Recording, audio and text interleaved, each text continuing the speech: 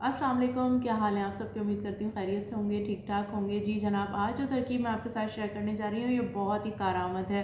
बुज़ुर्गों के लिए, बच्चों के लिए, ख़वातीन और हज़रात सब इसको इस्तेमाल कर सकते हैं। और आने वाले वक्त में यानी कि जो मौसम सरमा है उसके लिए तो ये बहुत ही बेहतरीन चीज़ है। इसके अलावा भी 12 महीने आप इसे अपनी रूटीन में शामिल रखेंगे तो बेहतरीन नताइज जो हैं वो आप देख सकेंगे। ये वीडियो कोई तकरीबन मैंने 1 महीने पहले रिकॉर्ड की थी और 1 महीना इसको आज कंप्लीट हुआ है इस्तेमाल करते हुए। और इसके जो बेनिफिट्स मैंने देखे हैं तो मैंने कहा कि नहीं भाई, ये तो फ़ौरन से बेशतर शेयर कर देनी चाहिए ताकि आपको भी इसके फ़ायदे पहुंच सकें। ये जो चीज़ है ना, ये सिर्फ ज़च्चा के लिए नहीं है कि बस आप विलादत के मरहले से गुजरे हैं तो 1.25 महीने तक ही ये चीज़ खानी है और उसके बाद छोड़ देनी है। नहीं, चाहे मर्द हों, चाहे ख़वातीन हों, चाहे बच्चे हों, ख़ास तौर पर बुज़ुर्ग, उनके लिए ये निहायत ज़रूरी है। देखें, जिस तरह की ग़िज़ा और जिस माहौल में हम रह रहे हैं, ख़ालिस तो हमें कोई चीज़ मिलती ही नहीं है। तो हमें एडिशनल कुछ ऐसी चीज़ों की ज़रूरत होती है जो हमारी बॉडी को मज़बूत रखें, हमें सेहत बख्श जो ग़िज़ाएँ मिलती रहें। तो अल्लाह ताला ने हमें इतना कुछ दिया है तो क्यों ना हम उनसे फ़ायदा उठाएँ और दवाओं या एडिशनल जो सप्लीमेंट्स होते हैं उनसे परहेज़ करें, कुदरती चीज़ों पर क्या कहते हैं, इन्हिसार करें। तो आइए फिर शुरुआत करते हैं जल्दी से और आपको बताते हैं कि आज की तरकीब में क्या क्या चीज़ मौजूद है और किस किस मकदार में हमने उसको शामिल किया और किस तरीके से हम उसे कंज्यूम कर सकते हैं। स्टार्टिंग में ही आपको बताती चलूँ कि सीजनल किसी भी फ्रूट के शेक या मिल्क शेक के साथ भी इसका इस्तेमाल कर सकते हैं और गर्म दूध के साथ भी ले सकते हैं। साथ में शहद का इस्तेमाल करना चाहें तो वो भी फ़ायदेमंद है। ये आपको इंजीर रखी हुई नज़र आ रही है जो कि ड्राइड फॉर्म में है, लेकिन बहुत ही इसका कलर बिल्कुल सुथरा निखरा है क्योंकि ये मैंने मदीने से ली थी और हमारी तरह वहाँ पर डार्क कलर की इंजीरें नहीं होती, बल्कि बहुत ही फ्रेश इनका लुक होता है। 1 चम्मच दूध में आप ये डाल के 1 कप इस्तेमाल कीजिए रोज़ाना। सारे दिन की आपकी थकन को दूर रखने के लिए काफ़ी है। एक बार पीस के रख लीजिए, इस तरह एयर टाइट जार में महफूज रखिए और महीनों तक इस्तेमाल कीजिए। इसमें टोटल 11 चीज़ों का इस्तेमाल किया गया है और हर चीज़ 1-1 पाव के हिसाब से ली गई है और ये 3 महीनों के लिए काफ़ी है, यानी पर मंथ जस्ट 1000 रुपीज़। इसमें मखाने शामिल किए गए हैं, बादाम हैं, सफ़ेद सियाह तिल हैं, गोंद का इस्तेमाल है, छुआरे हैं, गुठलियाँ निकाल दी गई हैं इसकी, मिश्री है, इसके अलावा भुने हुए चने छिलकों के साथ, 4 मगज़, अखरोट और अलसी के बीज। आइए आपको इनके फ़ायदे बताते हैं। मखाने आपको ताकत और तंदुरुस्ती फराहम करते हैं, हड्डियों के लिए भी बेहतरीन चीज़ है और डाइजेस्टिव सिस्टम भी मजबूत बनाते हैं। इसके अलावा बादाम सिर्फ़ और सिर्फ क़ुव्वत हाफ़ज़ा के लिए नहीं बल्कि दिल की मजबूती के लिए भी कारआमद हैं। सफ़ेद और सियाह तिल मैग्नीशियम और पोटेशियम की कमी को दूर करते हैं। गोंद आपकी हड्डियों के लिए बहुत ही बेहतरीन चीज़ है, इसके अलावा कैलोरीज़ को भी बर्न करती है। छुआरे ब्लड लेवल को कंट्रोल करते हैं, इसके अलावा शुगर को भी मेंटेन करते हैं।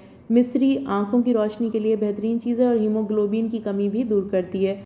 चने भी इंसुलिन प्रोडक्शन और मेंटेनेंस के लिए बेहतरीन चीज़ है। 4 मगज़ से दिमाग मजबूत होता है और अखरोट ये आपकी दिल की शरियानों को ताकतवर बनाती हैं। अलसी के बीज हार्मोनल इम्बैलेंसेस को दूर करते हैं। अच्छा जी, अब हमने क्या करना है कि मिश्री साइड पे कर देनी है और गोंद इसको भी हम एक साइड कर देंगे। बाकी तमाम चीज़ों को अच्छी तरह मिला लेंगे क्योंकि हमने इनको ड्राई रोस्ट करना है।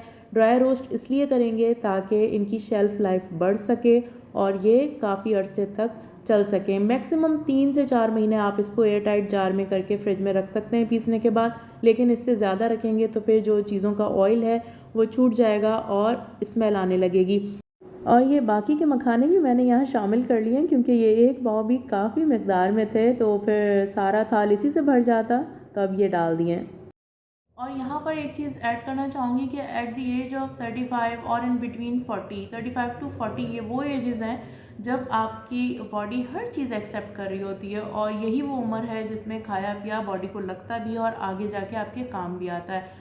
हम क्या करते हैं कि ये वक्त तो आराम से गुजार लेते हैं बेफिक्री के साथ कि नहीं भाई अभी तो सेहतमंद है, ये है वो है, लेकिन इसी उम्र में रिपेयरिंग चाहिए होती है जो कि आगे आपको सेहतमंद रखती है और बहुत सारी चीज़ों से, परेशानियों से भी बचा के रखती है।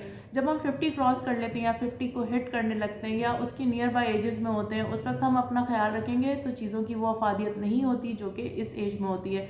तो वक्त से ख्याल रखें, वक्त से चीज़ों को अपनी रूटीन लाइफ में लेकर आएंगे तो ही हर चीज़ का आपको भरपूर फ़ायदा मिल सकेगा। वीडियो कंटिन्यू करते हैं। शुरुआत करते हैं। और यहाँ आपने 1 चम्मच देसी घी में गोंद को मीडियम टू लो फ्लेम पर पका लेना है। इसकी तफसीली वीडियो मैं आपके साथ शेयर कर चुकी हूँ, वो भी आप देख सकते हैं। उसे निकालने के बाद आपने बाकी तमाम चीज़ें भी थोड़े थोड़े बैचेस में करके ड्राई रोस्ट कर लेनी है और मीडियम टू लो फ्लेम रखना है, क्योंकि सिर्फ हमने इनका मॉइस्चर ख़त्म करना है ताकि इनकी शेल्फ़ लाइफ बढ़ सके। कराची का वेदर वैसे भी नमी वाला है, तो यहाँ चीज़ें जल्दी सौगी भी हो जाती हैं और ख़राब भी, इसलिए ड्राई रोस्ट कर लेने से इनकी शेल्फ़ लाइफ थोड़ी बढ़ जाएगी। और जब ये सारी चीज़ें अच्छे से रोस्ट हो जाएं, आपने इनको निकाल देना है। ये देखिए कितने क्रिस्पी हो गए ये मखाने, और ठंडा कर लेना है पीसने से पहले, ये ख्याल रखिएगा। ये आपको हम मखाने भी दिखाते हैं कि देखें कितने पत्थर की तरह हो रहे थे और फ्राई होने के बाद कैसे क्रिस्पी हो गए। ये बस इनका तरीका है। इन्हें हम ठंडा कर लेंगे और फिर अच्छा सा ग्राइंडर लेना है ताकि बिल्कुल पाउडर फॉर्म में ये पिस जाएं, क्योंकि जब साबुत साबुत पीने में या खाने में आ रहे होते हैं तो बच्चे ख़ास तौर पर अवॉइड करते हैं और फिर आपको भी कुछ दिन बाद इरिटेशन होना शुरू हो जाती है। इसलिए जितना पाउडर फॉर्म में होगा उतना ही बेहतरीन रहेगा और डिज़ोल्व भी अच्छे से हो जाएगा दूध में। ये देखें, ये थोड़े थोड़े बैचेस में मैं पीसती जाऊंगी और उसके बाद ये बाकी चीज़ें भी हम ले लेते हैं। एक और काम भी आप कर सकते हैं, मोटे सुराखों वाली छन्नी ले लीजिए, उससे छानते जाएं ताकि ज़रा सा भी कोई कुछ रह जाए साबुत तो वो भी पिस जाए।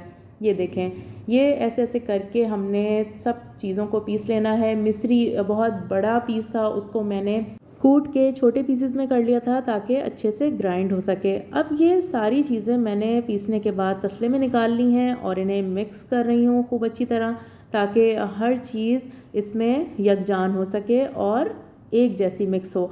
अब आपने एयर टाइट कोई भी जार ले लेना है, उसमें इनको आप डालते जाएं, सेव करते जाएं और फ्रिज में रखना बिल्कुल भी मत भूलिएगा।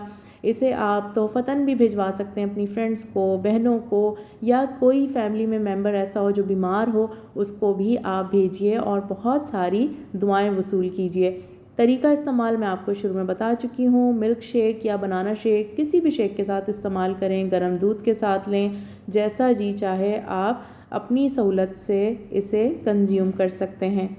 तो ये थी हमारी आज की वीडियो। उम्मीद करती हूँ कि आपको पसंद आई होगी और जितने भी बेनिफिट्स मैंने इन तमाम चीज़ों के आपको बताए हैं वो आपको सुनकर यकीनन दिल चाह रहा होगा कि ये बना लिया जाए और इस्तेमाल किया जाए। देखिए, ख़वातीन को जो सबसे ज़्यादा फ़िक्र होती है ना, वो अपने बालों की और अपनी स्किन की होती है। जब ये दोनों चीज़ें अच्छी हों और इंटरनल आपको सप्लीमेंट्स मिल रहे होते हैं ना, तो उसकी फिर रौनक और चमक ही अलग होती है। तो बस देर ना कीजिए। ये मेरा लंच ब्रेक था ऑफिस में, मैंने कहा कि चलें जल्दी से एक शॉर्ट वीडियो मैं रिकॉर्ड करती हूँ ताकि उस वीडियो के साथ ऐड करके आपके साथ शेयर कर सकूँ।